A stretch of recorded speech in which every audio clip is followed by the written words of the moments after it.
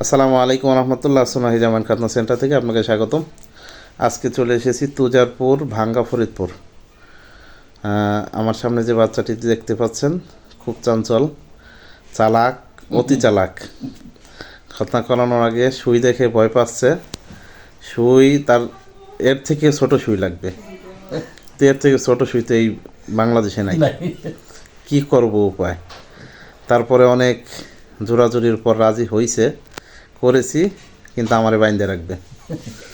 এখন কি তোমার এখন জিজ্ঞাসা করতেছি, তুমি কি তোমার এখন মুসলমানি দিছি? সত্যি?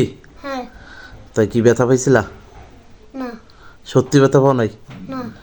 তো এখন ব্যথা লাগতেছে? এখন কি হাইটে বেড়াইতেছো না? হাইটাইছো না ওই পাশ থেকে? হ্যাঁ, তা আমার কিছু বাইন্দে রাখতে চাইছিলা ব্যথা পাইলে, এখন কি বাইন্দে রাখবা? সত্যি?